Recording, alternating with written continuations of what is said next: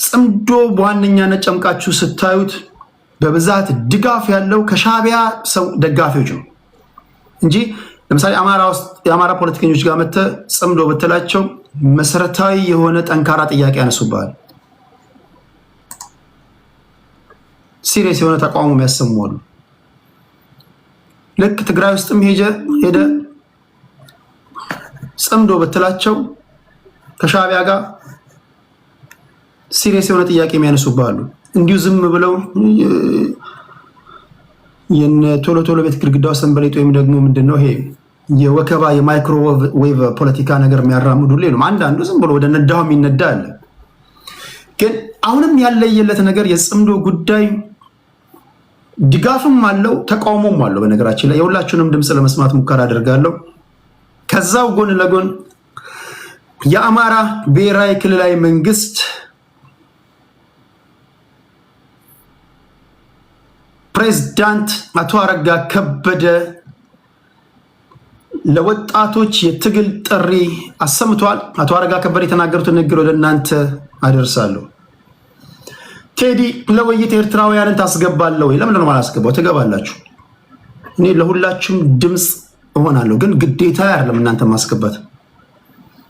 ጸባይ ከተመቸኝ አሪፍ ተንታኝ ከሆንክ፣ ባለጌ ካልሆንክ፣ ጨዋ ተንታኝ ከሆንክ ትናገራለህ እንደየሁኔታው። ግን በሁሉም ጉዳይ ላይ አላስገባም። በሁሉም ጉዳይ ላይ አላስገባም ማለት ስፈልግ አስገባለሁ። እናንተን የሚመለከት ጉዳይ ካለ ከስንት አንድ ካልሆነ በስተቀር በተለይ በኤርትራ በሻቢያ ደጋፊዎች በኩል ከስንት አንድ ብዙዎቹ ቴንክ ይሉኛል ድምጽ ስለሆንክን፣ ብዙዎቹ ግን አስገብቼን ድምጻቸውን ከኢትዮጵያውያን ጋር እንዲከራከሩ ማድረግ ስቲል አንዳንዶቹ ይሳደባሉ። እኔ ደግሞ የስነ ምግባር የጋጥ ወጦች አለቃ ነኝ። እኔ በስድብ የምሰራ ልጅ አይደለሁም፣ በክብር የምሰራ ልጅ ነኝ። በክብሬ ከመጣ ሳልገልህ ግደለኝ፣ በቃ ሳልገልህ ግደለኝ። እኔ በክብሬ ከመጣ ማይ ፍሬንድ፣ እኔ ሰውን አከብራለሁ እስከ ጥግ ድረስ። የሰው መብት አነካም፣ ተመጣጣኙን ክብር ፈልጋለሁ። ፌር ነው አይደል? ስለዚህ እኔ ቤት ስትመጣ ይሄ ዝም ብሎ እንደ መደበኛ እንደ ሌሎች የቲክቶክ ቤት ምናምን እንደዛ አስበህ እንዳትመጣ ማይ ፍሬንድ። እንደዛ እኔ ህይወቴ አልፋል፣ እንደዛ አልወድም እኔ። አንተም ተከብረህ እንድትሄድ ካደረግኩኝ እዚህ ለሚያደምጡ ሰዎች ክብር ያስፈልጋል ለምትናገረው ንግግር። በተረፈ ፖለቲካ ነው የምናወራው። ከፖለቲካ በመለስ በሌላ መንገድ እንገናኛለን፣ እናወራለን። የሀሳብ ልዩነት ጠላት አያሰኝም። ይሄና እኛቸው ዋና ዋና ጉዳዮች። ሁላችሁንም ሰላም ብያለሁ። ክብራትና ክብራን ሰላምታ ይድረሳችሁ። ዚዚ ሰላም ብያለሁ። ከነፈ ሚካኤል ሰላም ብያለሁ። ኦስማን ሰላም ብያለሁ። መለሰ ሰላም ብያለሁ። ኦስማን ድጋሚ መለሰ፣ ኦስማን ከዛ ሙና ሰላም ብያለሁ። ያሬድ ሶሪ ቴዳ ብዙ አመለጠኝ እንዴ ጅቱን ጥጓን ላሲዛት ብዬ እኮ ነው። ያሬዶ ጅቱ እንደተለመደችው አስረናታል። ምስጋና ለነ ሊና እድል እብድ ነው። ኤፍዲቲዮ አውቶ ሪሪ እኑና ታምራት እንዲሁም ሌሎች ታፕታፕ አድራጊዎች ይሁንና እንደተለመደው አስረናት ነው የመጣ ነው። ቴንኪዩ ምህረት ሰላም ብያለው። ቆንጆ ኢትዮጵያ ሰላም ብያለው። ቆንጆ ኢትዮጵያ ምንድን ያለችው ወይ ምንድን ያለው? ፈጣን ወይም እጅግ ብዙ ክብደት መቀነስ አደገኛ ሊሆን ይችላል፣ ምክንያቱም ከባድ የአመጋገብ እጥረትና የሰውነት ውሃ እጥረት ሊያስከትል ይችላል። ኦስማን ቅድም ከላይ ደና ሰው ነበረ፣ አሁን ደግሞ ተመልሶ አይዶኖ ተቀየረና ሞኝ ነገር ነህ እንዴ አለኝ። ከላይ ጥሩ ባህሪ ያሳያችሁ ሰዎች ከታች መልካም ነገር ያሳያችኋል ማለት አይደለም። የኛ ሰው በብዙ ነገር ይጨነቃል። ድንገት ብልጭ ሲልበት ቴዲዬ እንዳንተ እኮ ሰው የለም ያለኝ ሰውዬ ሊሰድብ ይችላል። በተለይ ዲያስፖራ አንፕሪዲክተብል ከስንት አንድ ካልሆነ በስተቀር በዲያስፖራ እንዳትተማመን። ሲስቅ የነበረው ሰውዬ ድንገት ሊያለቅስ ይችላል። ሲያወድስ የነበረው ሰውዬ ሊገለበጥብህ ይችላል። እንዴት ይላል? ትሁት የነበረው ሰውዬ ጫጫቃ ሊሆን ይችላል።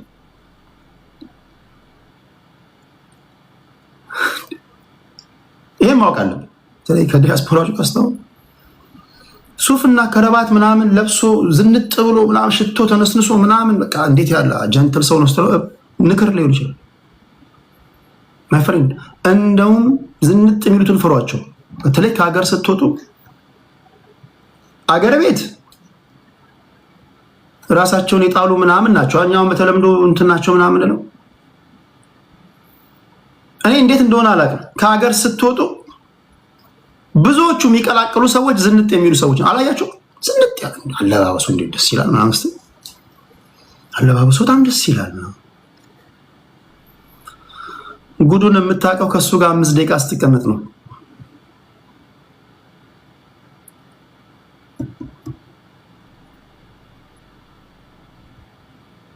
አንዳንድ ጊዜ መንገድ ላይ ያገኙኛል።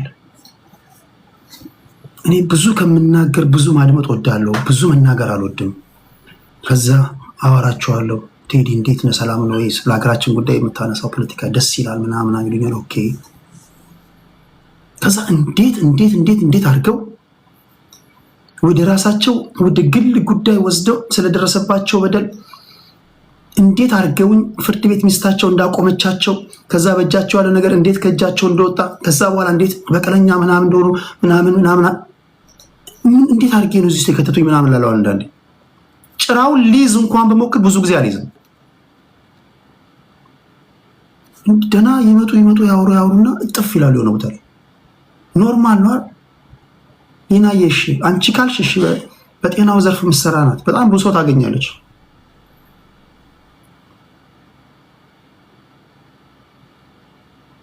አንዳንዱ ደግሞ የሚያወራኝ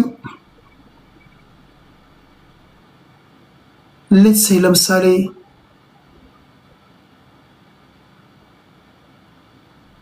ስለ ጦርነት ሊሆን ይችላል።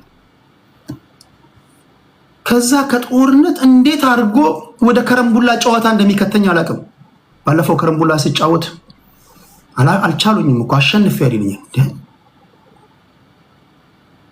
ጦርነት እያወራ በአንድ ጊዜ ወደ ከረምቡላ ወሬ እንዴት ነው የሚከተኝ ይላሉ። ጌታ ሆይ እኔ ነኝ የለቀቁት ወይስ ምንድን ነው እላለሁ። ከዛ በተደጋጋሚ ቆይ እስኪ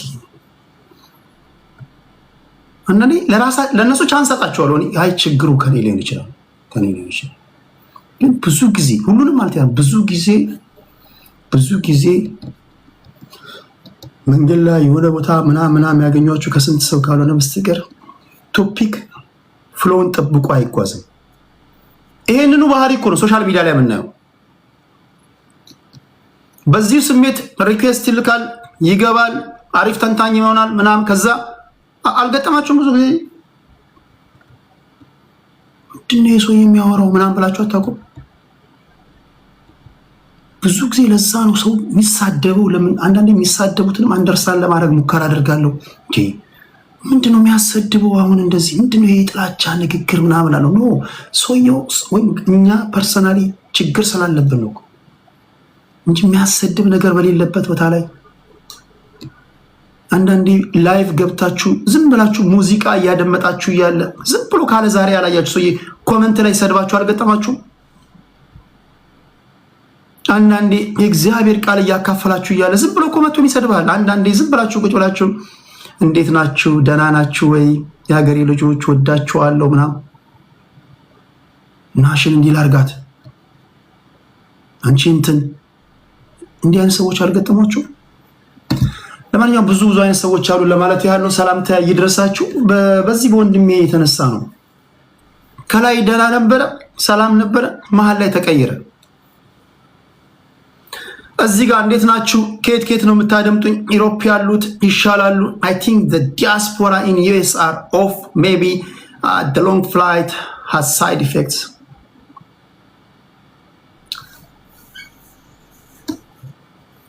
የህክምናው በጤናው ላይ ስፔሻላይዝድ ያደረጉ ሰዎች ይናገሩ።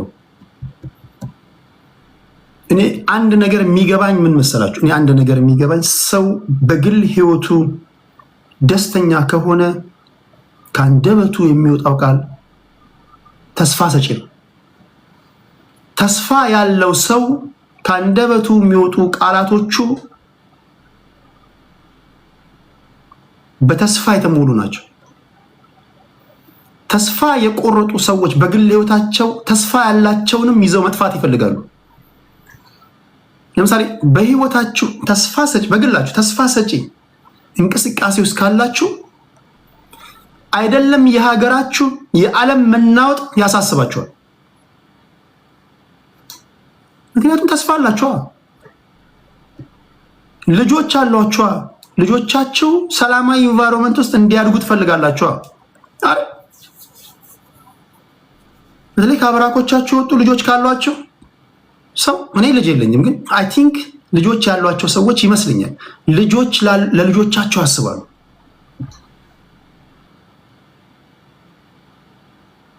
ያ እስኪ አያቸው። እኔ ብዙ ጊዜ ለመለየት ሙከራ አደርጋለሁ በልጆቻቸው በንግግሮቻቸው ከአንደበታቸው በሚወጡ አንድ ሰው እንዲሁ በዋዛ አይታይም።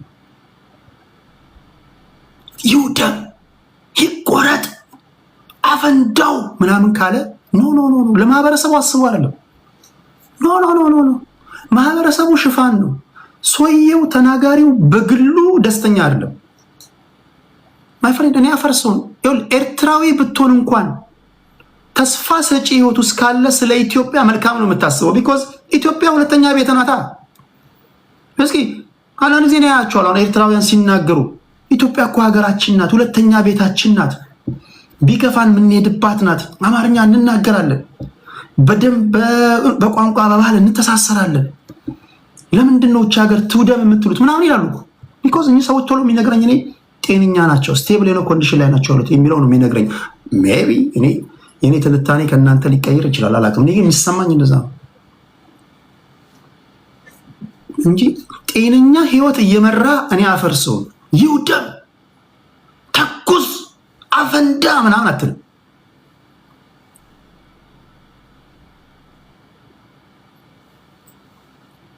በደል እንኳን ሲኖር ጭቆና ምናምን ሲኖር ኦብቪየስሊ ጭቆናዎች አሉ፣ በደሎች አሉ። ኃላፊነት እንደሚሰማው ሰው ሆነው የሚተነትኑ ሰዎች አሉ።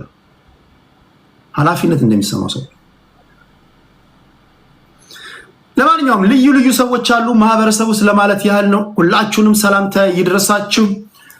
ቶሎ ቶሎ ዜናዎችን ነግራችሁና በተለይ ዋና ዋና ባልኳቸው ጉዳዮች ላይ ሀሳብ አስተያየቶቻችሁን እንድትሰጡ ሙከራ አደርጋለሁኝ።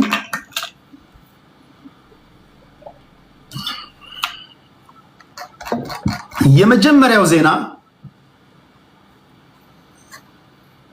የ300 ሚሊዮን ብር የሞተር ዘይት ዘረፉ እነዚህ ሌቦች።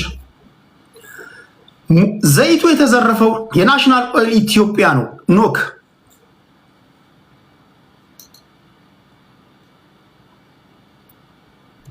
ከኖክ ነው የተዘረፈው።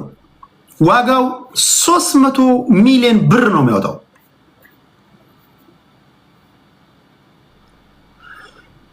ለዊ ቢውልድ የተባለ ኮይሻ የኤሌክትሪክ ኃይል ፕሮጀክት ሊያጓጉዘው የነበረውን የ300 ሚሊዮን ብር ዋጋ ያለውን 200 በርሜል የሞተር ዘይቶችን በሐሰተኛ መንጃ ፈቃድ ሊብሬና የተሽከርካሪ ሰሌዳ በመጠቀም ሰረቁ ግለሰቦቹ። ወንጀሉ የተፈጸመው በአቃቂ ቃሊቲ ክፍለ ከተማ ወረዳ 5 ካዲስኮ አካባቢ ሲሆን ጭነቱ መዳረሻው እንዳልኳችሁ ወደ ኮይሻ ነው። እዛ አካባቢ ስላልደረሰ ድርጅቱ ለፖሊስ ይደውላል፣ አቤቱታ ያቀርባሉ።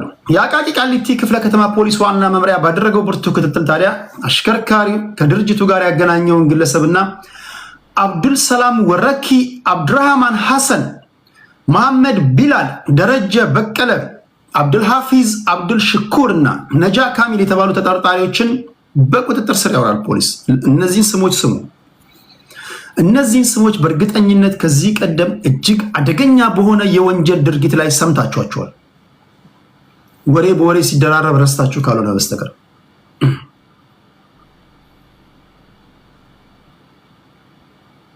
እነዚህ ተጠርጣሪዎች ናቸው።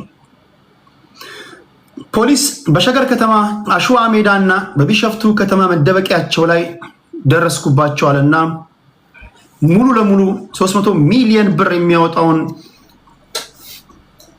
ዘይት የመኪና ዘይት 200 በርሜል ማለት ነው አስመለስኩኛል። አስቂኙ ነገር ከተያዙ ተጠርጣሪዎች መካከል ነጃ ካሚል የተባለው ግለሰብ ከዚህ ቀደም በግድያና በዘረፋ ወንጀል በአዲስ አበባ ፖሊስ ሲፈለግ የነበረ አደገኛ ወንጀለኛ ሲሆን በቁጥጥር ስር ውሎ በወቅቱ ኮድ 3 አማ ወይም አማራ የተሰኘ መኪና ያን በመጠቀም አማራ ነው አይደል? ታርጋ ላይ አማራ ነው። ታርጋው አማ ስለሆነ አማራ ነው እንዳትልም። ብሔሩ ኦሮሞ ሊሆን ይችላል፣ ብሔሩ የማንኪያ ነገር ሊሆን ይችላል። የሚነዳው መኪና ነው። እቺን ደግሞ ውሰዷትና ይሄው አማራው ነው ሌባ ምናምን እንዳትል። መኪናው ነው አማራ። እሺ ለማንኛውም በኮድ 3 አማ ለማምለጥ ሲሞክር ፖሊስ ያዘው። የያዘው ደግሞ ጎማውን በጥይት መቶ ነበር። ልብ በሉ። ተጠርጣሪው ልክ በተያዘበት ሰዓት መረጃ ለማጥፋት በወቅቱ የሞባይል ስልኩን ሰባበረው። ፖሊስም ምርመራውን አጠናቆ ለአቃቤ ሕግ ላከ። አቃቤ ሕግም ክስ እንዲመሰረትባቸው አደረገ። ይህ የነዚህ ሰዎች ከዚህ ቀደም ይሄ ተያዘ ተብሎ እጅግ አዲስ አበባ ውስጥ መነጋገሪያ የሆነ ሌባ ሰው ገሎ አደገኛ ወንጀለኛ አደገኛ ሌባ የተባለ ሰውዬ ፖሊስ ጥይት ተኩሶ ጎማውን መቶ አተንፍሶ የያዘው ሰውዬ መረጃ ለማጥፋት ስልኩን ስማርትፎኑን ሰባብሮ አድቅቆ ፍርድ ቤት ቀረበ የተባለ ሰውዬ እንዴት እንደተፈታ አይታወቅም። ከዛ ተፈቶ ነው ድጋሚ 300 ሚሊዮን ብር የሚያወጣ ዘይት የሰረቀው።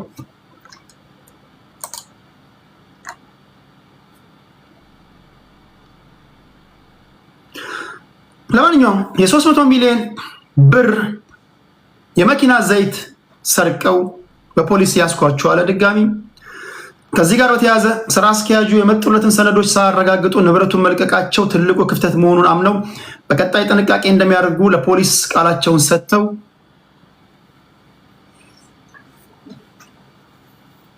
ፖሊስና የሚመለከታቸው አካላት ተባብረው ንብረታቸው በማስመለሳቸው ስራ አስኪያጁ መስሪያ ቤቱ ምስጋናውን አቀረበ። ከዚህ ምን ተረዳላችሁ? ኢትዮጵያ ውስጥ እጅግ አደገኛ የሚባል ወንጀል ሰርታችሁ ብትያዙ ምንም አይደለም ማለት ነው። አሁን እንደዛ ነው። ለምሳሌ ታውት ሌላው ህዝብ በማጭበርበር ይሄ ወደ ሳውዝ አፍሪካ ወስዳቸዋለሁ ብሎ 600 ሚሊዮን ብር ያጭበረበረው ሰውዬ አወቃችሁት? ድጋሚ ያ ሰውዬ ተይዞ በኢንተርፖል መጥቶ እንዴት እንደተለቀቀ ሳይታወቅ ድጋሚ መጣ። ፊንቴክ የሚባል ድርጅት አቋቋመ። እኔ አንዳንዴ አሁን ይሄን ስናገር ሌባ ለመሆን በእንቅስቃሴ ላይ ያሉ ሰዎችን የልብ ልብ ሰጣቸው ይሆን እላለሁ። እውነት እሳቀቃለሁ። አሁን ሌባ ለመሆን እያሟሟቁ ያሉ አሉ። እንዲህ ከሆነማ በቃ ያዘለው በቃ ሌባ ነው። ድጋሚ ፊንቴክ የሚባል ድርጅት አቋቁሞ አንተ ባደጉት ሀገራት እኮ አንዴ ፕሮፋይል ከወንጀል ጋር ተያይዞ አይደለም። ምናልባት በህይወት ተስፋ ይቆርጥ ካልሆንክ በስተቀር ባደጉት ሀገራት ከሰው ጋር መጣላት ራሱ እኮ ላይፍን ሚዘረብል ያደርጋል። ታውቃላችሁ? ስለእናንተ አላውቅም። አሁን አሜሪካ፣ ካናዳ ምናምን ሌላ አካባቢ እንደ ኢትዮጵያ ዝም ብለህ ግብግብ አትፈጽም። ሰው ፊዚካል ጸብተው ሰውን ራሱ ትሬት ማድረግ ማስፈራራት ራሱ ላይፍን ሚዘረብል ያደርጋል። ብዙ ጊዜ ሀበሻው ስለማይከስ ምናምን እንጂ ቀልድ የለም። ላይፍ በሙሉ ፕሮፋይል በሙሉ ይበላሻል። አይደለም እንዲህ ያለ ወንጀል ላይ ገብተህ ማለት ነው። ኢትዮጵያ 600 ሚሊዮን ብር ሰርቃለ፣ 1 ቢሊዮን ብር ሰርቃለ፣ ነፍስ ታጠፋለ፣ እጅግ ለጆሮ የሚከብዱ ነገሮችን አደረግት ይባላል። እንዴት ከእስር ቤት እንደምትወጣ አይታወቅም። እንዴት እንደወጣ ሳይታወቅ ሌላ ጆሮ ጭው የሚያደርግ ወንጀል ሰርተ ደግሞ ተያዝክ ይባላል።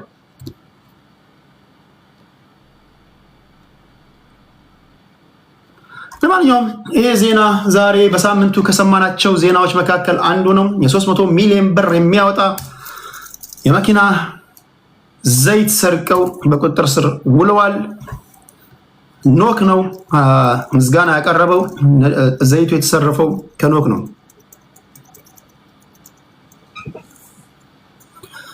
ዛሬ ለኪነ ጥበብ ለሙዚቃ አፍቃሪያን እጅግ ልብ ሰባሪ መርዶ ነው የተሰማው። አንጋፋው ድምፃዊ ሰማኸኝ በለው ከዚህ ዓለም በሞት ተለይቷል። የሰማኸኝ አሟሟት ለብዙዎች አሳዛኝ ነው። አልታመመም። እስር ቤት በነበረ ሰዓት ውፍረት በጣም ጨምሮ ነበረ። ከዛ በኋላ 10 ኪሎ ቀንሷል። ለመጨረሻ ጊዜ ባደረገው ኢንተርቪው ምንም አይነት ህመም የለብኝም ሲል ሰምታችሁታል።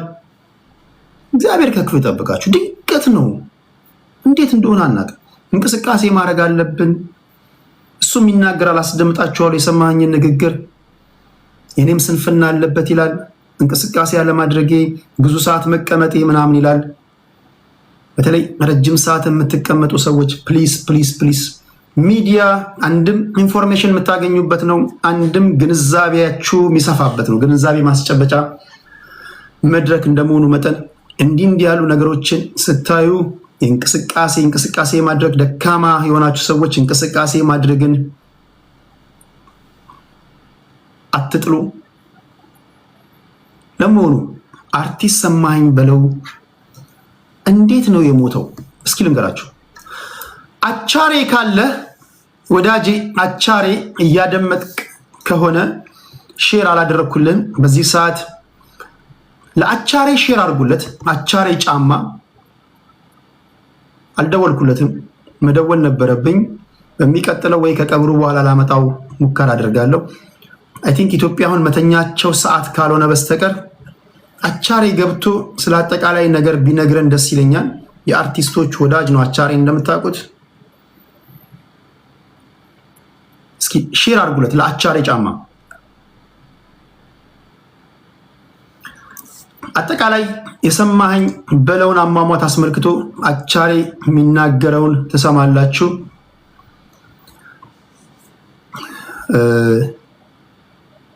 የብዙ አርቲስቶች ወዳጅ ነው አቻሬ። በተደጋጋሚ እኔ ጋር መጥቶ ሀሳብ አስተያየቱን በተለያዩ በማህበራዊ ጉዳዮች በተለይ የአርቲስቶች ጉዳይ በተነሳ ቁጥር ሀሳቡን የሚሰጥ ሰው ነው። ኢትዮጵያ 11 ሰዓት ተኩል ነው። ኦኬ። ለማንኛውም እስኪ የአቻሬን ንግግር ከማስደመጤ በፊት እራሱ የሰማኸኝ በለውን ንግግር ላስደምጥላችሁ። እዚህ ጋር የምትስቁ ሰዎች ሰው በሞተ ላይ እናንተ ብሎክ መደረግ አለባችሁ። አይ ዶንት ኬር። ፎሎወር 47 ሆነ 57 አይ ዶንት ኬር። ሰው ሲሞት አይሳቅም፣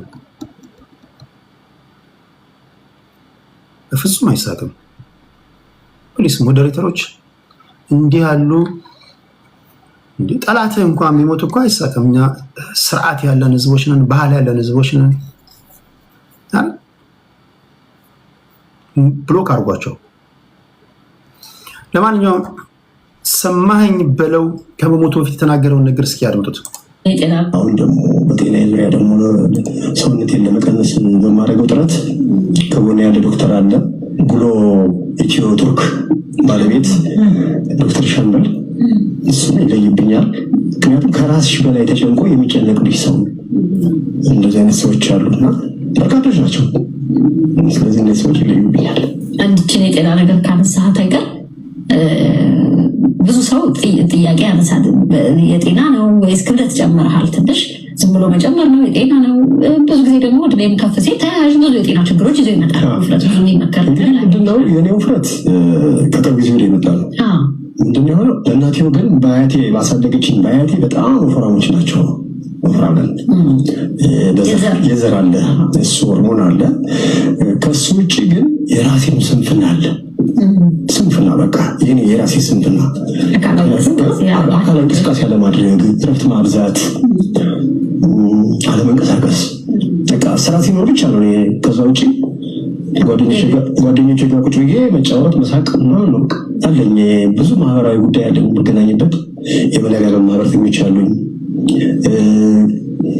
እዚህ ደግሞ የዛሬ 33 ዓመት ጓደኛ አለኝ አብሮኝ የሚኖር ማለት የሚጠይቀኝ እየመጣ ኃይለ ጊዮርጊስ ይባላል። እሱ ጋር እንገናኛለን። ከጓደኞቼ ጋር መጫወት ስራ ከሌለ መጫወት ነው የምወደው። በቃ ሳቅ፣ ጨዋታ፣ ቁጭ ብሎ ስንፍና ነው የራሴ ስንፍና ያወፍረኝ። በጤና በኩል ግን እግዚአብሔር ይመስገን የሚገርምሽ ይህን ሰውነት ይዤ ምንም አንድ ነገር የለብኝም። ትልቁ ነገር ስለዚህ አሁን ስራ ጀምረሃል ማለት ነው። አሁን በቃ አሁን 10 ኪሎ ቀንሻለሁ። አሁን 10 ኪሎ ቀንሻለሁ። ገና ይቀንሳል። የሴት ልጅ እድሜ ነው የማይጠይቀው፣ ወንድ ልጅ ክብደት አይጠይቅም። አራሮች አስር የተቀነሰው ሳይ ነገር እሺ። አሁን ያለው ዓላማ ስንት ለመድረስ ነው? እስቲ ዓላማዬ 85 ለመድረስ ነው። ከቁመቴ ጋር 85 ለመድረስ ነው ዓላማዬ። ስለዚህ ደግሞ አመጣዋለሁ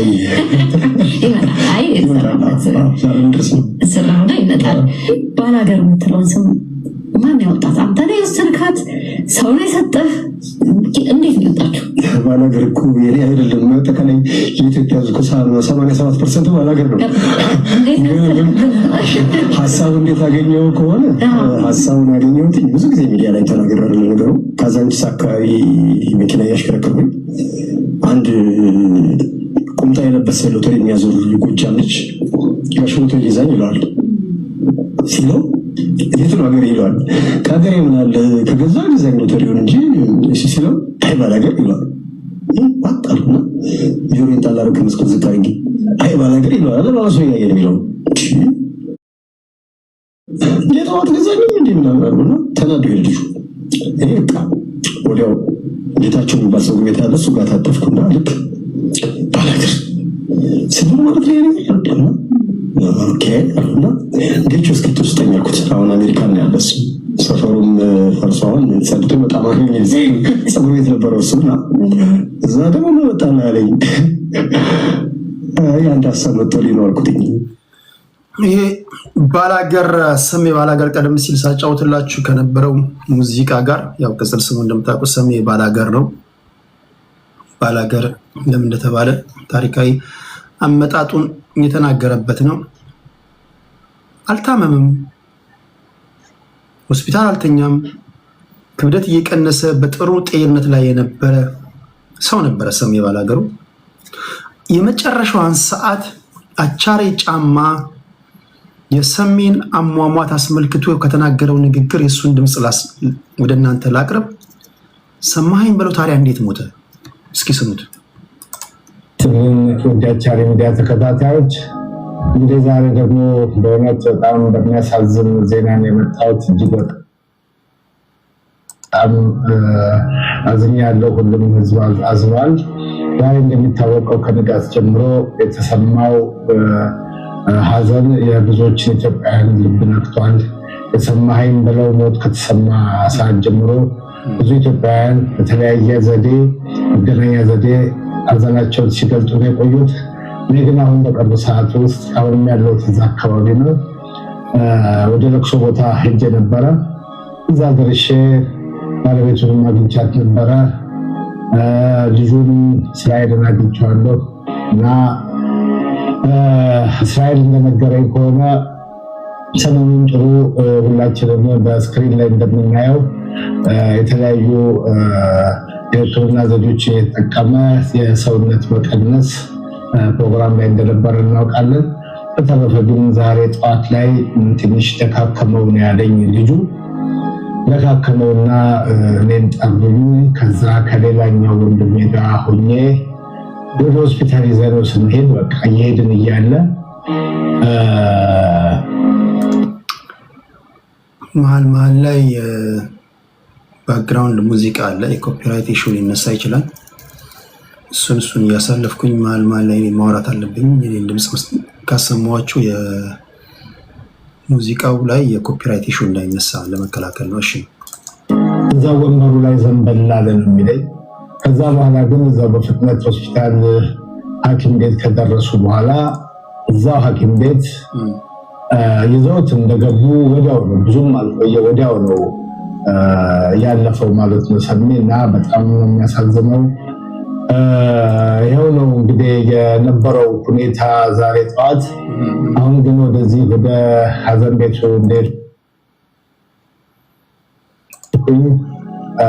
ወጥ ነገር ሊመጣ ይችላል። ምክንያቱም ከመንገድ የሚገቡ ሰዎች እንዳሉ ሰምቻለሁ። ስለዚህ ሰሜ ድንገት ወጋኝ አለ። ከዛ ወደ ሆስፒታል ወሰዱት። በመኪና እየሄደ ወደ ጎን ዘንበል ብሎ ተኛ። ሆስፒታል ካደረሱት በኋላ ብዙም አልቆየም፣ አልታመመም። ከዛ በፊት ሆስፒታል አልሄደም። ቀደም ሲል ባስደመጥኳችሁ ኢንተርቪው ላይም ምንም አይነት ህመም የሌለበትም ራሱን የተናገረው እንደዚህ ውፍረቱ እንደዚህ ሆኖ እንኳን ምንም አይነት ህመም እንደሌለበት ሲናገር ሰምታችኋል። ከውጭ የሚገቡ አድናቂዎቹ፣ ቤተሰቦቹ ስለሚኖሩ ነገ 9 ሰዓት በኢትዮጵያ ሰዓት አቆጣጠር ነገ 9 ሰዓት ቦሌ ቡልቡላ የቀብር ስነ ስርዓቱ እዛ ነው የሚፈጸመው። አጠቃላይ የሰሜ ጉዳይ ነገም ከነገ ወዲያም ምናልባትም አሁንም አድናቂዎቹ የተሰማችሁ ነገር ካለ ለእናንተ እድል እየሰጠውኝ እንድታወሩ አድርጋለሁ። ወይም በኋላ አካባቢ ስትደውሉ እግረ መንገዳችሁን ሀሳባችሁን መስጠት ትችላላችሁ። የተወዳጅ የባህል ሙዚቃ አቀንቃኝ ነው። ባላገር፣ ደቦትን ስራ፣ ዘገኛ፣ አለሽ ነገር፣ ዝናቡ፣ ዓለምን እንደምነሽ እንደዚህ ከዋነኛነት ከሚታወቁ ስራዎቹ መካከል ናቸው። በአንድ ወቅት ባደረገው ኢንተርቪው ሰማኸኝ በለው 3 ነገሮችን እወዳለሁ ብሏል። ሀገሬን፣ ትዳሬን እና ስራዬን ብሎ ተናግሯል። ሀገሩን የሚወድ ትዳሩን የሚወድ ስራውን የሚወድ አርቲስት ነው። ከ35 ዓመታት በላይ በዘለቀው የትዳር ህይወቱ የ4 ልጆች አባት ነው። ሰማኸኝ በለው ወይም ሰሜ ባላገሩ በሰራቸው ውብ የሙዚቃ ስራዎቹ ሁልጊዜም ይታወሳል። የቴዲ ሐዋሳ ቤተሰቦች ለሰሜ ባላገሩ ለሰማኸኝ በለው አድናቂዎች፣ ለመላ ቤተሰቦቹ፣ ለወዳጅ ዘመድ ጓደኞቹ እግዚአብሔር መጽናናትን እንዲሰጥ እመኛለሁ። ከዚህ ጋር በተያያዘ ግን ሰሜን ለማሰብ ያሬድ ሹመቴ ከጻፈው ጽሁፍ ሰማኸኝ በለው ምን አይነት ሰው እንደነበረ የሚገልጽ ያሬድ ሹመቴን ጽሁፍ ለእናንተ ላንብብላችሁ። ያሬድ ሹመቴ ለመታሰር ትኬት ቆርጦ ከአሜሪካ የተመለሰው ሰሜ ባላገር ሲል ይጀምራል። ድምፃዊ ሰማኸኝ በለው ሐምሌ 7 ቀን 1994 ዓ.ም ከሌሊት 10 ሰዓት ላይ በአዲስ አበባ ባምቢስ ድልድይ አካባቢ መኪና ሲያሽከረከር አደጋ ደርሶ ነበር። በአደጋው ወቅት አብሮት የነበረውና የታወቀው የግጥምና ዜማ ደራሲ ግሩም ተስፋዬ ህይወቱ አለፈ። ብዙዎቻችን የምናውቀው ታሪክ ነው። በቸልተኝነት መኪና በማሽከርከር የሰው ነፍስ እንዲጠፋ አድርገሃል በሚል ተከሰሰ። ፍርድ ቤቱ የሰማኸኝ በለውን የመከላከያ ምስክሮች ከሰማ በኋላ በቸልተኝነት የሰው ህይወት በማጥፋት ወንጀል ጥፋተኛ አድርጎት በ3000 ብር የገንዘብ ቅጣት አሰናበተው። የገንዘብ ቅጣቱን እንዲከፍል ከተደረገ በኋላ ግን በነፃ ቢሰናበትም አቃቤ ህግ ቅጣቱ እጅግ የቀለለ ነው፣ አደጋው ሆን ተብሎ የተደረገ ነው በሚል የቅጣት ማሻሻያ ይግባኝ በሚል አቃቤ ህግ ጠየቀ። ከፍተኛው ፍርድ ቤት መዝገቡን እንደገና መርምሮ የቀድሞውን የገንዘብ ቅጣት በመሻር በድምፃዊ ሰማኸኝ በለው ላይ የ5 ዓመት ጽኑ እስራት ፈረደበት። የእስር ውሳኔው ከመተላለፉ አስቀድሞ ሰማኸኝ በለው ለስራና ለሙዚቃ ዝግጅት ወደ አሜሪካ ሄዶ ነበር። ፍርዱን የሰማውም አሜሪካ እያለ ነበር። እዚያም ሆኖ የፖለቲካ አሻጥር ተሰርቶብኝ ነው የተጠየቅኩት እንጂ ጓደኛዬ ሞቶ እኔ በመትረፌ ምክንያት እንዴት ልጠየቅ ይገባል ብሎ ቢያምንም ፍርድ ቤቱ ያስተላለፈበትና እሱ የማምንበትን የእስር ፍርድ ተቃውሞ አሜሪካ መቅረት የሚችልበት እድል ቢኖረውም የጓደኛዬ ደም እያሳደደኝ በሰው ሀገር በስደት መኖር አልፈልግም፣ ፍርዴን ጨርሼ በነፃነት መኖር አለብኝ በሚል የህሊና ውሳኔ በራሱ ፍቃድ ወስኖ ወደ ኢትዮጵያ ተመለሰ። ሰሜ ሳይውል ሳያድር የአውሮፕላን ቲኬት ቆርጦ ወደ ሀገር ቤት እንደተመለሰ በቀጥታ ወደ ተፈረደበት እስር ቤት ገባ። ይሁን እንጂ ሙሉን 5 ዓመት አልታሰረም። በእስር ቤት ውስጥ በነበረው እጅግ መልካም ስነ ምግባር ለኪነ ጥበብ ለሰጠው አስተዋጽኦ ለኪነ ጥበብ ላደረገው ከፍተኛ አገልግሎትና እስረኞችም የሙዚቃ ትምህርት እንዲያገኙ እስረኞችን በማሰልጠን በማስተማር ላበረከተው አስተዋጽኦ የይቅርታ ዕድል አግኝቶ ከ2 ዓመት ከ6 ወር እስራት በኋላ በነፃ ተለቀቀ። እንዲህ ያለ ሞራል የነበረው ተወዳጅ ከያኒን ያጣ ነው። ድምፃዊ ሰማኸኝ በለው ነፍስ በሰላም ትረፍ። ያሬድ ሹመቴ የጻፈው ጽሑፍ ነው። በድጋሚ ለአርቲስት ሰማኸኝ በለው ቤተሰቦች፣ ለአድናቂዎቹ፣ ለወዳጅ ዘመድ ጓደኞቹ በሙሉ እግዚአብሔር መጽናናትን እንዲሰጣችሁ እንመኛለን። ቀብሩ ኢትዮጵያ እኛ ጋር አሁን 10 PM ነው። ኢትዮጵያ እየነጋጋ ነው። ዛሬ ኢትዮጵያ ዛሬ ከሀገር ውጭ ላላችሁ ኢትዮጵያ ነገ ከቀኑ 9 ሰዓት ቦሌ ቡልቡላ እዛ ይፈጸማል የሚል መረጃ ነው የደረሰኝ። ተለዋጭ ነገር ካለ በቴዲ ሐዋሳ የቴሌግራም ቻናል ላይ አሳውቃችኋለሁ። ምናልባት ሰዓት የመለወጥ ነገር ሊመጣ ይችላል። ምክንያቱም ከመንገድ የሚገቡ ሰዎች እንዳሉ ሰምቻለሁ። ምናልባት በዚህ ምክንያት ካልተለወጠ በስተቀር የቀብሩን ስነ ስርዓት 9 ሰዓት በቦሌ በቡልቡላ መድኃኔዓለም 9 ሰዓት ላይ እንደሚፈጸም ነው ያለኝ መረጃ፣ ነገ ማለት ነው። እንግዲህ በዚሁ መጽናናቱን ለቤተሰቡም ለህዝቡ ይስጥልን፣ በቃችሁ ይበለን። ሞት በዝቶብናል። ዝነኞችም በብዙ ስፍራዎች ላይ ሞት በዝቷል። አሁንም እግዚአብሔር በቃችሁ ይበለን። በጣም ያሳዝናል። ሰሜ ብዙ ስራዎችን እየሰራ እንደነበር አውቃለሁ። የሰራቸውን ስራዎች ሁሉ አሰምቶኛል። ሰሞኑን ስንደዋወል ነበር፣ እንስቃለን፣ እንጫወታለን። ጥርሱን ተሰርቶ ተብሎልኝ ነበረ።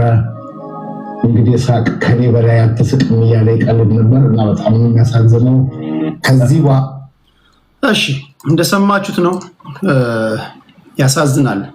ለሙዚቃ አፍቃሪያን፣ ለኪነ ጥበብ አፍቃሪያን እንዲሁ ለመላ ኢትዮጵያውያን አሳዛኝ ዜና ነው። ከዚህ ጋር በተያያዘ ሌላ አሳዛኝ ዜና ዛሬ በሀገራችን ተፈጥሯል። እጅግ አሳዛኝ ዜና ነው። እሱን ነግራችኋለሁ። ከዛ በፊት ግን የባህር ዳር ልጆች ካላችሁ ይሄን ልጅ የሚያውቀው አለ? እባክህ ቴዲ ዛሬ ላይ በምትገባ ሰዓት ስለዚህ ልጅ ድምፅ ነን ይላሉ። በጣም በብዛት ሶሻል ሚዲያ ላይ መነጋገሪያ የሆነ ወሬ ነው። ዛሬ በሶሻል ሚዲያ ካገኘናቸው የዚህ ልጅ ጉዳይ ነው። በአጭሩ ባህር ዳር የምትኖሩ ይህ ወጣት በወላይታ ሶዶ ብቻውን ተቸግሮ ነው ያለው ይላሉ። ዛሬ ሰኞ 7 ቀን ምሽት 12 ሰዓት አካባቢ በወላይታ ሶዶ ዩኒቨርሲቲ ፊት ለፊት እጅግ የሚያሳዝን ሁኔታ ላይ የሚገኝ መልካም ወጣት ነው። እንዲሁ ዝም ብሎ መሬት ላይ ቁጭ ብሎ ነው ያገኘነው ይላሉ። ነገሩን ለማጣራት ቀረብ ብለን ለማናገር ሙከራ አደረግን። የጂንስ ሀፍ ቁምጣ አድርጓል።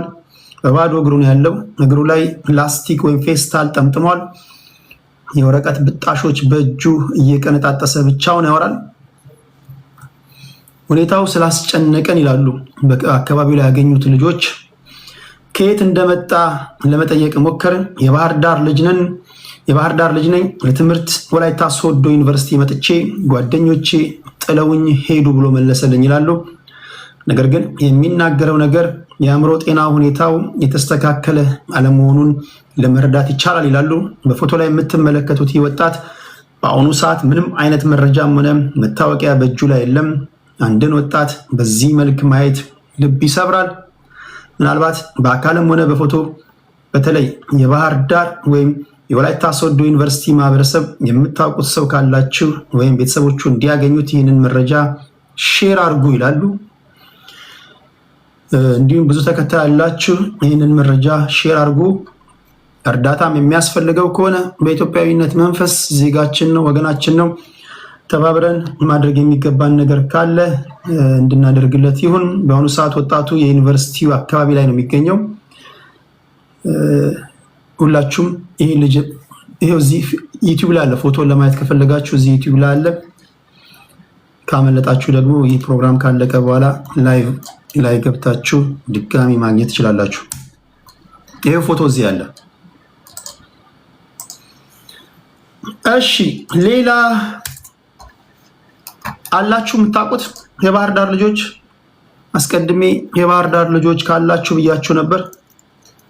የባህር ዳር ልጅ ከሆነ የባህር ዳር ልጆች ቢያንስ አንድ ሰው አይጠፋም። በፎቶ የወጣ ፎቶ የሚታይ በቪዲዮ የሚታይ ልጅ ነው። ስለዚህ ለባህር ዳር ልጆች በሙሉ ሼር አድርጉላቸው።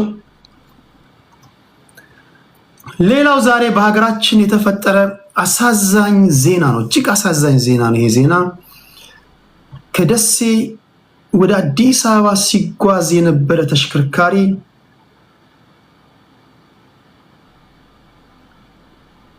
ጥልቅ ወደ 100 ሜትር ጥልቀት ወዳለው ገደል ነው የገባው ይላል ፖሊስ። እዛ ውስጥ ገብቶ ከ28 ሰዎች በላይ ህይወታቸው አልፏል። ዛሬ በጠዋቱ ኢትዮጵያውያንን ያስደነገጠ አሳዛኝ ዜና ነው።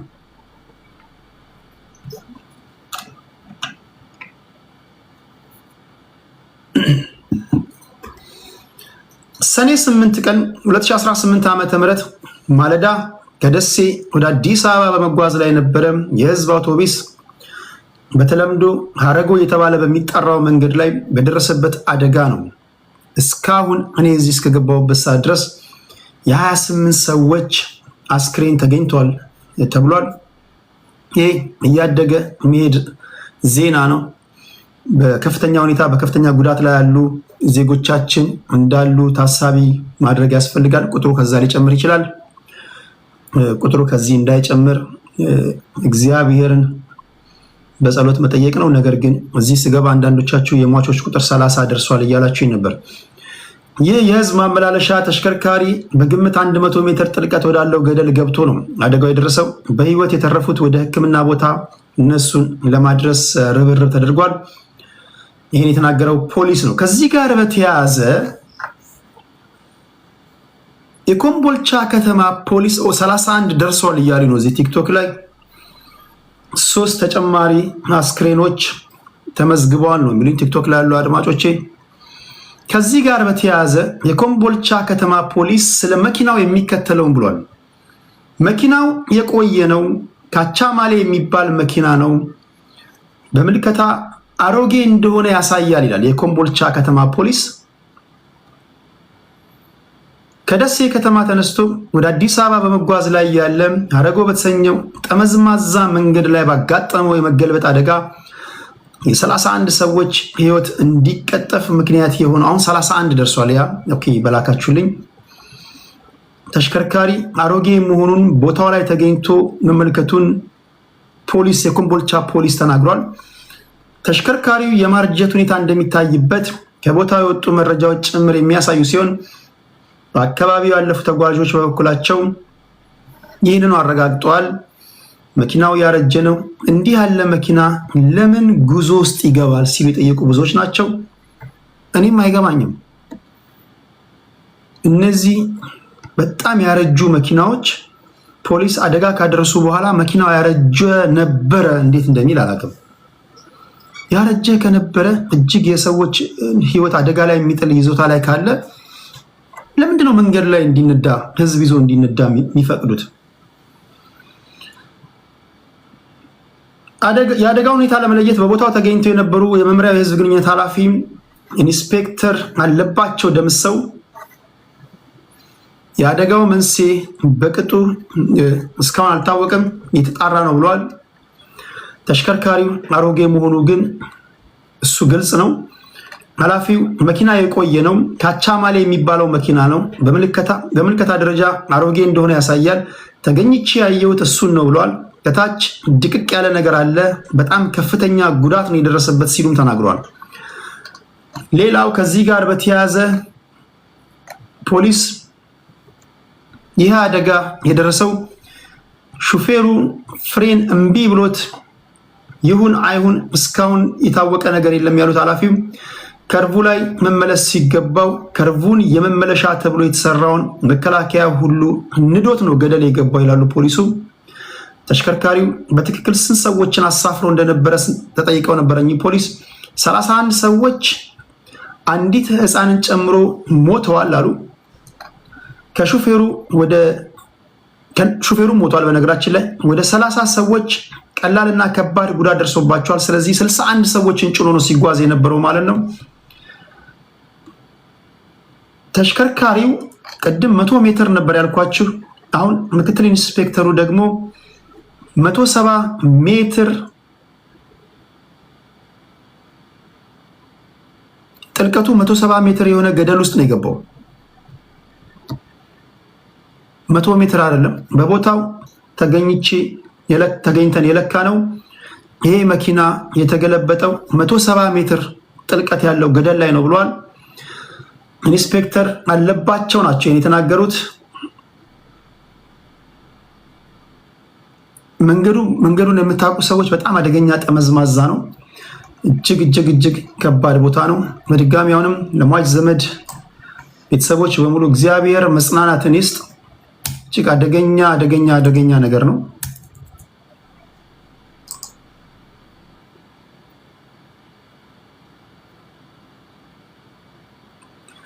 ሌላ ዛሬ በሀገራችን ጆሮ የሚያስይዝ እግዚኦ የሚያሰኘው ዜና የዚህ ሰውዬ ነው።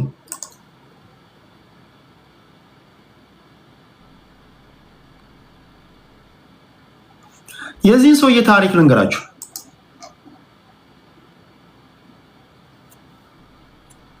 በ14 ዓመት የእንጀራ ልጁ ላይ ለ10 ወራት በተደጋጋሚ ጊዜ የመድፈር ወንጀል የፈጸመ ሰው ነው።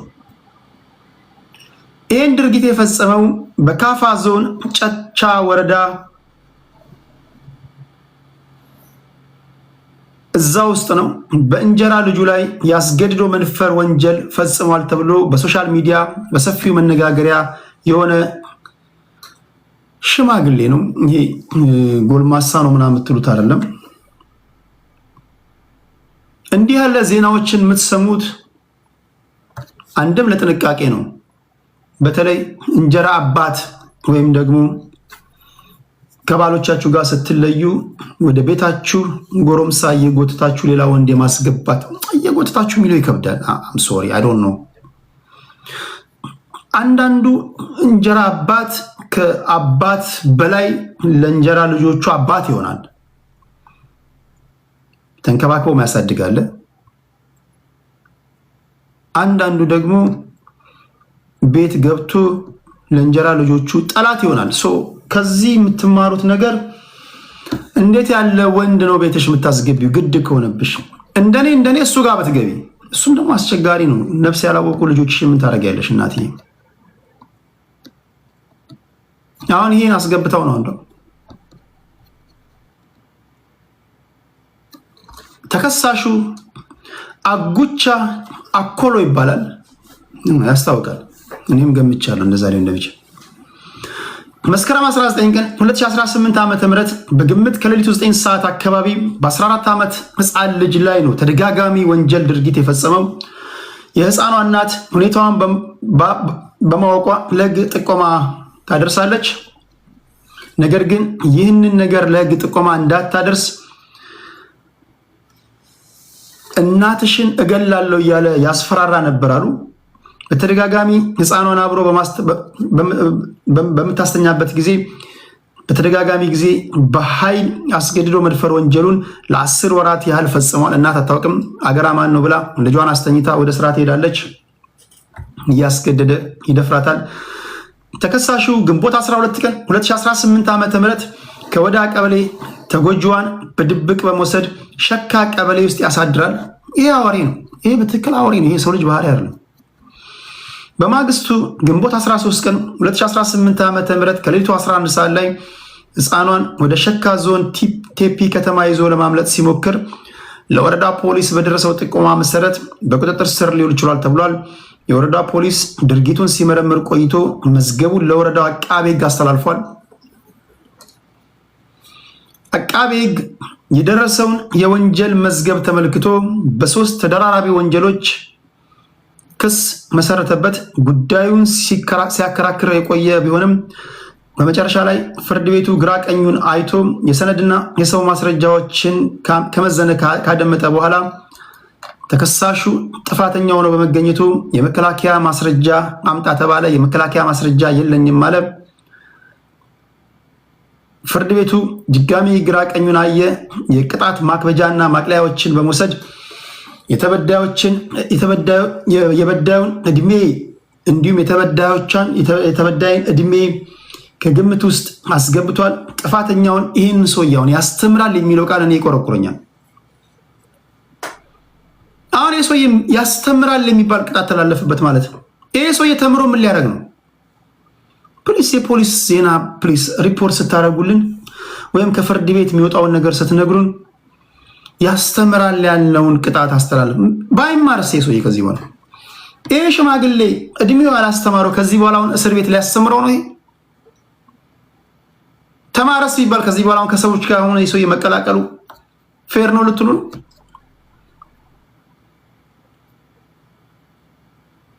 እኮ ትምህርት እኮ አያስፈልግም እኮ አእምሮ ጤነኛ ከሆነ ባይ ዲፎልት እኮ እንደ ህፃናትን መተናኮስ፣ ህፃናትን መድፈር ሰው በመሆነ ብቻ ነውር እንደሆነ እኮ ሊገባን ይገባል። ለማንኛውም ይህ ሰው ጥፋተኛውን ያስተምራል፣ ለሌሎችም ማስጠንቀቂያ ይሆናል በማለት ሰኔ 4 ቀን 2018 ዓ.ም በዋለው ችሎት በ15 ዓመት እስራት ነው እንዲቀጣ የተወሰነው። ቅጣቱ ጽኑ አይደለም። ስለዚህ አመክሮ ሊኖረው ይችላል። ከ15 ዓመት በፊት ሊፈታ ይችላል። አሁን ይሄ ሽማግሌ ተማረ አልተማረ ያስተምራል ሲባል ለሱ ሳይሆን ለሌሎች ነው። ዜናው ግን የሚለው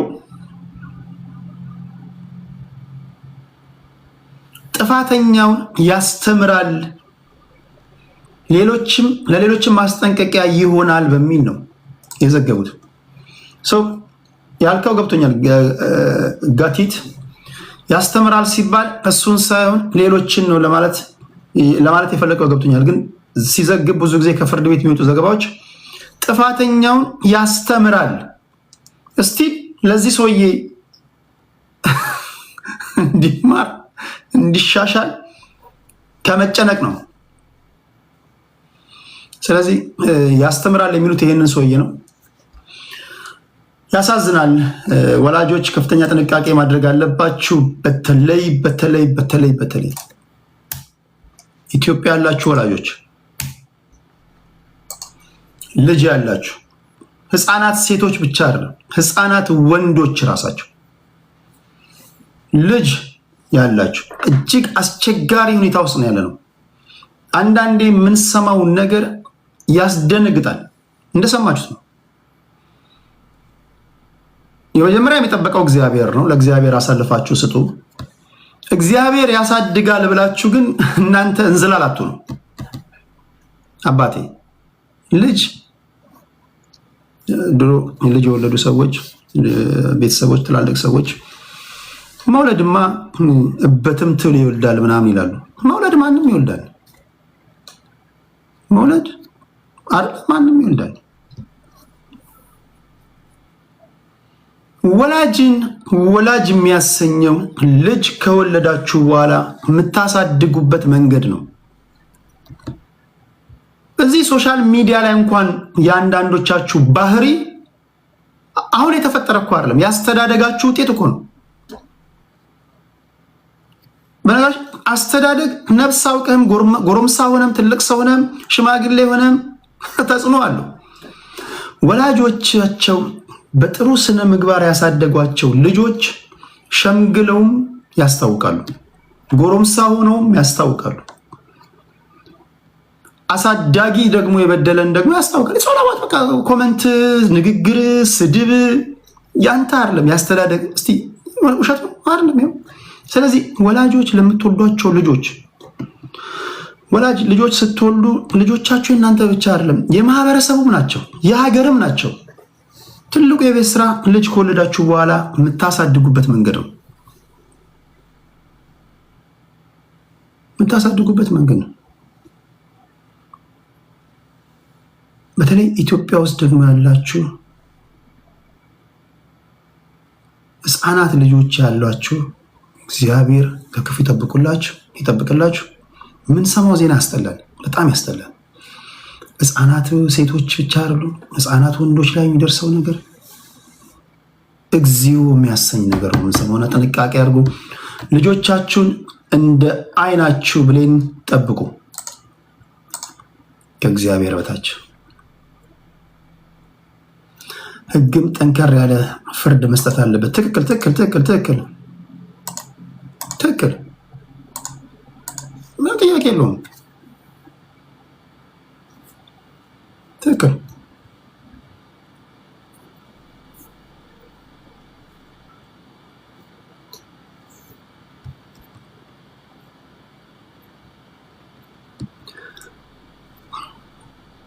አንድ ሰዓት ከ26 ደቂቃ ይሆናል። የተወሰናችሁ ሰዎችን በስልክ ለማስገባት ሙከራ አደርጋለሁ። በዚህ ስልክ ነው የምትደውሉት። ዜናው ከታች ዜናውን ማየት ለምትፈልጉ ይሄን ነው ማድረግላችሁ። ከታች ዜናው ላስኪድላችሁ። ዜናው ሲሄድ እንደዚህ ነው። እስኪ የአማራ ወጣቶች እንዲታገሉ አቶ አረጋ ከበደ ጥሪ ያቀረቡ። የአማራ ክልል ፕሬዝዳንት አረጋ ከበደ ለአማራ ወጣቶች አነጋጋሪ የትግል ጥሪ ያቀረቡ።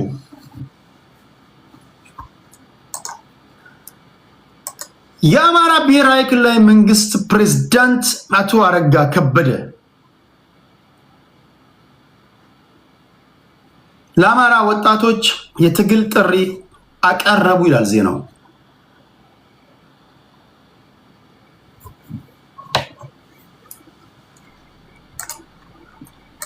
አቶ አረጋ ወዳጄ ናቸው ስላችሁ ጓደኛ አይደሉም፣ ግን ወዳጄ ናቸው ብዬ ግን እሳቸው በተናገሩት ንግግር ላይ አጌንስት ትንታኔ እንዲሰጥ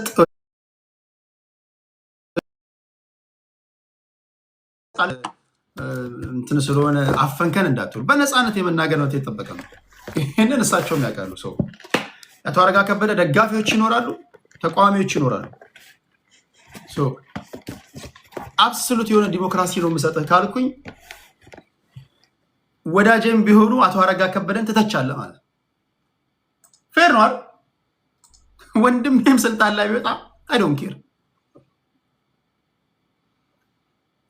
እኔ አንድ ነገር እወቁኝ በመድኃኒዓለም፣ እኔ ለእናንተ ለሀሳብ ነፃነት አብሶሉት የሆነ ፍሪደም ነው የምሰጣችሁ።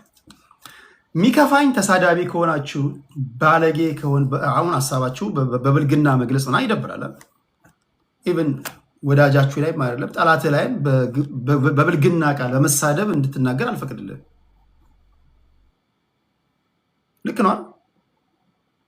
በተረፈ ሀሳብ እስከሆነ ድረስ የአቶ አረጋ ከበደን ሀሳብ ስትጣርጋችሁ የመተቸት መብታችሁ የተጠበቀ ነው። ይሰማሉ፣ ያደምጧችኋል። ያሉትን ነገር ልንገራችሁ። የአማራ ወጣቶች እንዲታገሉ አቶ አረጋ ከበደ ጥሪ ያቀረቡ ይላል። የአማራ ክልል ፕሬዝዳንት አቶ አረጋ ከበደ ለአማራ ወጣቶች አነጋጋሪ የትግል ጥሪ ቀረቡ ነው የሚለው ሄድላይኑ። አመራሮቹ ሄዳችሁ ታገሏቸው ነው ያሉት። አመራሮቹ እነማንን ትሰማላችሁ? አቶ አረጋ ይህን ያሉት ባህር ዳርን ወደ ላቀ ከፍታ ለመውሰድ በተለይ በዚህ ንግግራቸው አሚኮ ላይ ሄዳችሁ አድምጣችሁ ከሆነ የባህር ዳር ወጣቶች እዛ ባህር ዳር ላይ ቢሄዱበት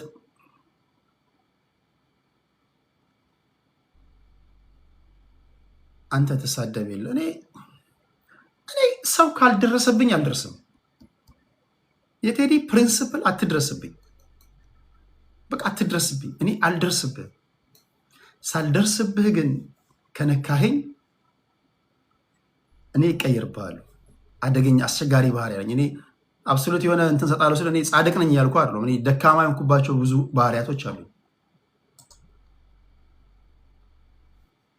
በዛ ላይ እኔ እንደምታውቀኝ ነኝ። ሰው አንዳንድ ጊዜ እኔ እንደዚህ ስናገር ምናምን ጻድቅ ምናምን እኔም በጣም ደካማ ልጅ ነኝ። ሰዎች ተናግረውኝ የተናገርኩባቸው በጣም ከኔ የማጠብቋቸው ነገሮች አሉ። ወደፊትም ትሰማላችሁ ነው እንጂ ውይይት ላይ ነው የማትሳደበው። አሁን ውይይት ላይ እዚህ ስቴጅ ላይ አስወጥቼ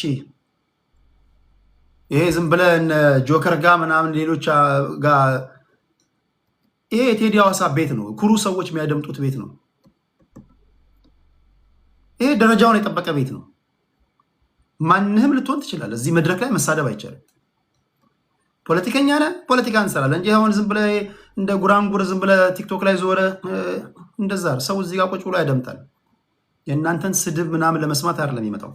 በማህበራዊ ጉዳይ ላይ እኮ እንነቋቆራለን ምናምን የሚረዱኝ አሉ ሚሊዮኖች አሉ። በማህበራዊ ጉዳይ ምናምን ይሄ ግን ሲሪየስ የሆነ ነገር ነው። ለመንደርደሪያ እንዲሆናችሁ አቶ አረጋ ባህር ዳር ለተሰበሰቡ ወጣቶች ችግራቸው የአማራ ወጣቶች ትልቁ ችግራቸው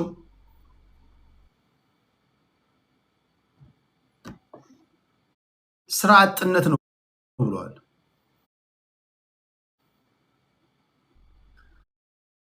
ስራ አጥነት ነው። ሌብነት ውስጥ የመሬት ስርቆት አለ፣ የግብር ስርቆት አለ፣ የኮንትራት ስርቆት አለ፣ ልዩ ልዩ ሌቦች አሉ። እነዚህ ህዝብ ሊታገላቸው ይገባል። መስራቅ ሳያንስ የሚመራውን ህዝብ የጎሪጥ የሚያመራር አለ፣ ታገሏቸው ብሏል። የአማራ ብሔራዊ ክልላዊ መንግስት ለወጣቶች ያቀረቡትን ጥሪ እንዴት ታዩታላችሁ?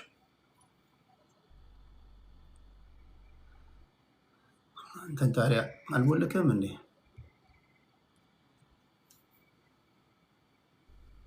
እሺ ከዚህ ባሻገር እዚህ ጋር አንድ ላይ አያይዘን የምናወራባቸው ለተወሰነች ለ30 ደቂቃ ለ40 ምናምን ደቂቃ እንደ ሁኔታው አሁንም ያለየ ጉዳይ አለ። በነገራችን ላይ ሰው እንዳትሳደቡ ሽምቅቅ እያልኩ እኮ ነው የምናገረው። አንዳንዴ አትሳደቡ እኮ ምለው አያቶቼ የሚሆኑ ሰዎችም ታላላቆቼ አባቶቼ ህይወት ያላስተማራችሁን እኔ ለእናንተ አፍራለሁ። ትላልቅ ሰዎች እድሜያችሁ ከ18 ዓመት በላይ የሆናችሁ አረ ሀሳባችሁን ያለመሳደብ ግለጹ እያልኩኝ መምከር እኔ ያሳፍረኛል። እንዳለመታደል ሆኖ ብዙ የኛ ሀገር ምሁራኖች እውቀት ያላቸው ሰዎች ከኛ ሀገር ፖለቲካ ውስጥ እግዚኦ ብሎ እንዲወጡ ያደረጋቸው ጋጠ ወጦች ስለሞሉ ነው። ጋጠ ወጦች ሞሉ ብለን ደግሞ ለቀን አንወጣም። ለማን ነው ለቀን የምንወጣው? ጋጠ ወጦችን አሸማቀህ ታጠፋለህ እንጂ መጫወቻ ሜዳውን የምሁራኖች የጨዋዎች ታደርጋለህ እንጂ ለማን ነው ለቀን የምትወጣው? እሱ ለቀን ከወጣንማ እንደፈለጉ ይፈነጩበታል። ስለዚህ እኔ ነኝ ከየትኛውም ብሔር ልትወጣ ትችላለህ። ከየትኛውም ብሔር እንደው እኔ አፈርሰውን ሞክረኝ፣ ፈትነኝ። አማራ ነኝ በለኝ፣ ኦሮሞ ነኝ በለኝ፣ ትግራዋይ ነኝ በለኝ፣ እኛ ማህበረሰብ 180 ሚሊዮን ነው በለኝ። እዚች ጋር በመስኮት በተሰጠችኝ ስልጣን እንዴት እንደማደርግ አሳያለሁ። ይሄን ማደረገው ለራሴ ምናምን ሳይሆን ለትውልድ ነው። ውይይቶቻችን ስርዓት እንዲይዝ ነው።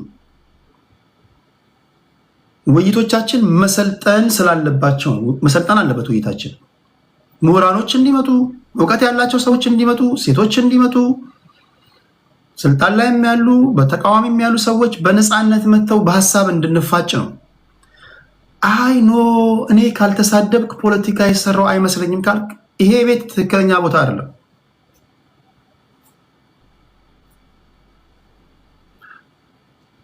በዛ አውድ ነው እኔን ማየት ያለባችሁ። ይሄ ደግሞ ፕሪንሲፕል ነው። እኔ ማይለወጥ ማይጣስ ፕሪንሲፕል ነው ጋይስ። እኔ አፈርሱ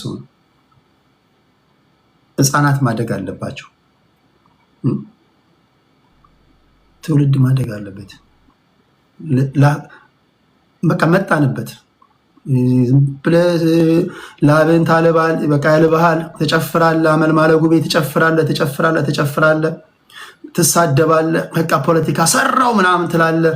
አንበሳ ይሰጡሃል ያንተ ቤት ብለዎች ነበር ይሰጡሃል፣ ይሸልሙሃል። አንዳንተ ማና ለተንታኝ ይለዋል። ላብህን ነው እንጂ ዝም ብለህ ወይም ደግሞ ኢነርጂን ነው እንጂ የጨረስከው ጠብ ያለ ነገር የለም። ጠብ ያለ ነገር ማምጣት ከፈለክ በጨዋ ቋንቋ፣ በፖለቲካዊ ቋንቋ፣ በሐሳብ ስትፋጭ ነው።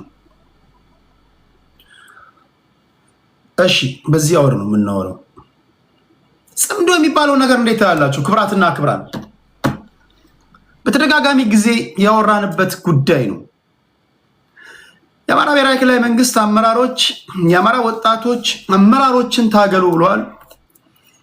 የአማራ ወጣቶች ደግሞ አብዛኞቹ አመራሮችን መታገል አይደለም እናንተን ለማስወገድ እየመጣን ነው ይላሉ። አንዳንዱ ደግሞ የስ ትክክል ናችሁ የሚልም አለ። የእናንተን ትንታኔ እንሰማለን። የጽምዶ ጉዳይ እንዴት ነው?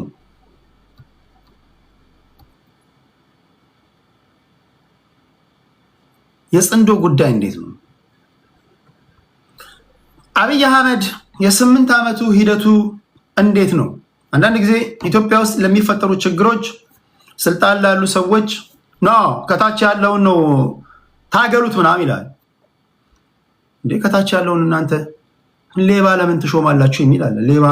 ሌባ እየሾምክ ራስህ ተገማገምና አጽዳው እንጂ እኔ እኮ ትክክለኛ ሰርቪስ እንድትሰጠኝ ነው ድምፅ የሰጠው። ፓርቲ ውስጥ ገብቼ ሌባውን የመመንጠር ስራ ወይም ደግሞ የዛ ኃላፊነት የለብኝም የሚሉ አሉ።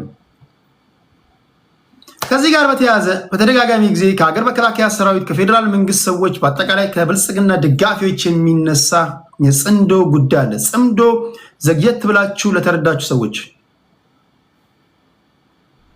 በፋኖ በቲፒኤልኤፍ በሻዕቢያ አስተባባሪነት ኦነግም አለ ይላሉ። እኔ እስካሁን ድረስ አልገባኝም። ስትሮንግ ቡና በጠጣም እንቅልፍ ሲጨርሽም ድጋሚ ለማሰብ ሞክርም እዚህ ጥምረት ውስጥ ኦነጎች እንዴት እንደገቡ አልገባኝም። የገባችሁ አላችሁ? ፖርት ሱዳን ላይ ማርቲን ፕሎት እንደነገረን ሀንዬ